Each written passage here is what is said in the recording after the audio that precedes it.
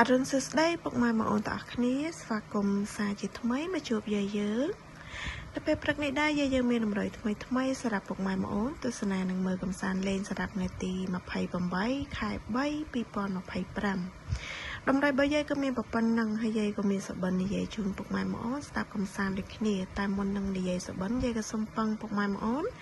ដែលចូលរួមទស្សនាទាំងអស់គ្នានេះកុំភ្លេចជួយចុចពាក្យ like ជា subscribe ឬក៏ដឹងឲ្យ channel យាយម្នាក់មួយផងបងណា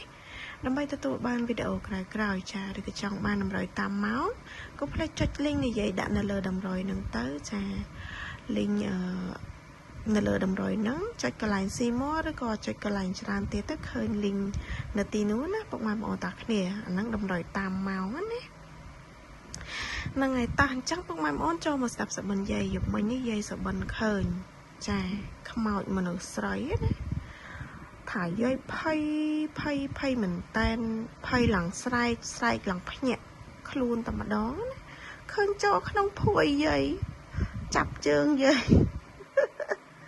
ថាយាយស្រែកតែខ្មោចហ្នឹងរបៀបដូចអត់ធ្វើឲ្យយើងខ្លាចប៉ុន្តែយាយនៅតែខ្លាចរូបរាងស្អាតចឹងណាស្អាតស្រីស្លៀកឈុតស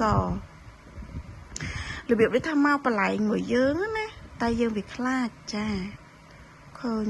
ឡងស្អាតស្រីស្អាតហ្មងណាតែយាយភ័យមែនតែនតែម្ដងណាយប់មិញណាសេកយកប្រោយមនុស្សពងខ្លាចខ្មោចផងចាអញ្ចឹងយាយក៏កាត់យក28 20គុត0804 50គុត820គុត084 850គុតអូស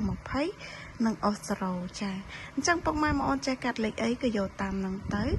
ហើយក៏ជូនពរហេងសំណាងល្អទាំងអស់គ្នាចាអញ្ចឹងវីដេអូយាយក៏មានតែប៉ុណ្្នឹងទេ